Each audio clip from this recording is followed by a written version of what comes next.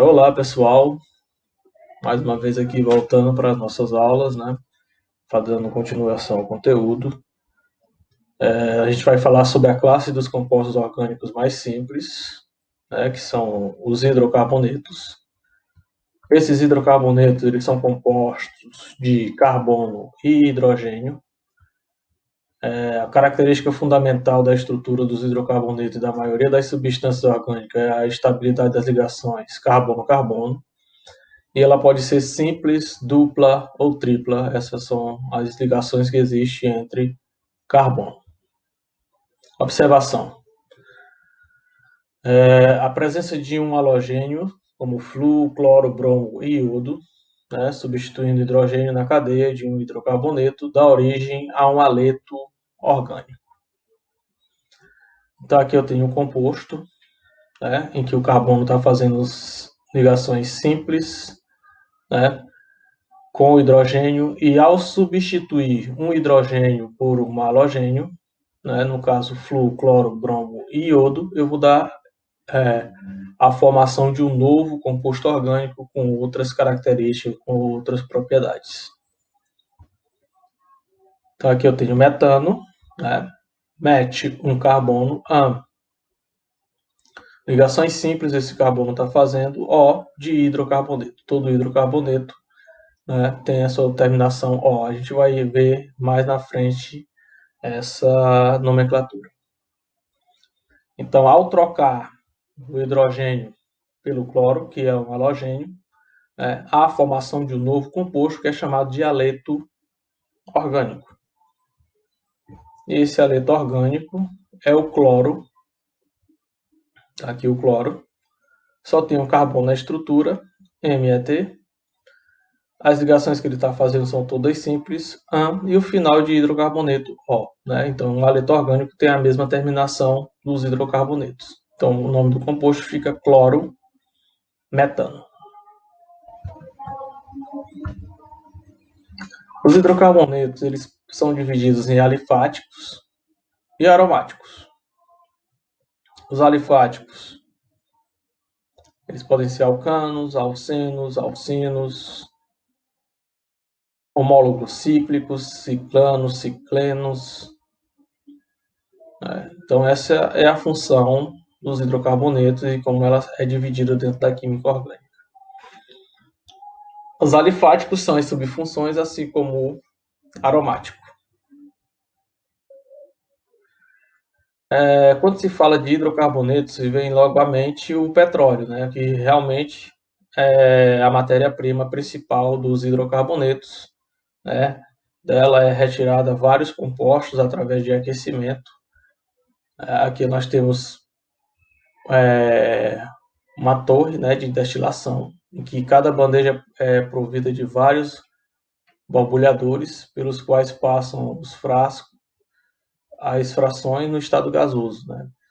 Então aqui eu tenho petróleo, né, sendo aquecido a 500 graus Celsius, a 400 graus Celsius, a 300 graus Celsius, a 200 graus Celsius, 70 graus Celsius. Então cada temperatura dessa são formados gases, e esses gases eles são coletados, e a partir dessa coleta a gente chega às frações, e essas frações são utilizadas pela sociedade. Então, na parte mais fria da torre, a 70 graus Celsius, há a retirada de gás. Né? Esse gás ele é composto de, no máximo de 1 a 4 carbono, né? Que é o nosso gás de cozinha, né? Como exemplo. Acima dessa temperatura de 70 graus Celsius é retirada a gasolina, em que frações de carbono com átomos de 5 a 10 carbono. Né? Então, a gasolina é utilizada como fonte de energia para os automóveis. Né? Uma temperatura mais alta, aí que quase chegando a 200 graus Celsius, é retirada a querosene, né? E aí obtém átomos de carbono de 12 a 18 átomos de carbono, então as cadeias carbônicas vão ter essa quantidade de carbono.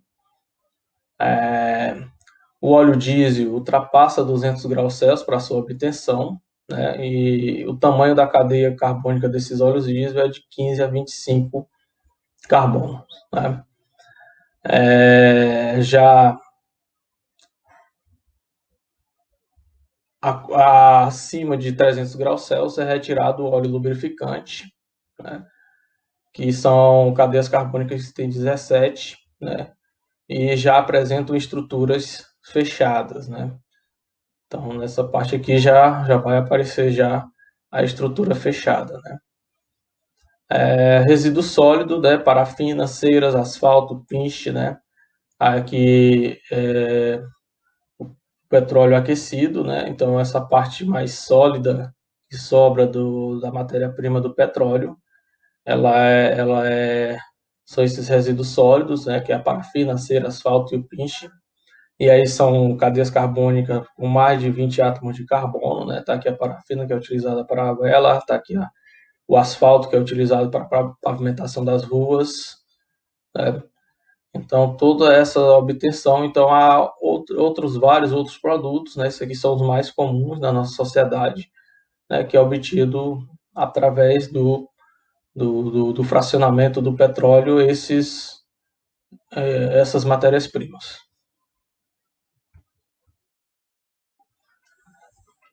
Lembrando lá, né, no ensino médio, vocês viram que o nome está atrelado à estrutura. E como que isso está atrelado? Através do número de carbono. Então, o número de carbono ele tem um significado. Se tem um carbono, é MET. Se tem dois carbonos, é ET. Se tem três carbonos, é prop. Se tem quatro carbonos, é BUT. Se tem cinco carbonos, é pent. Se tem seis carbonos, é hex. Se tem 7 carbonos é hept, se tem 8 carbonos é oct, se tem 9 carbonos é non, se tem 10 carbonos é dec.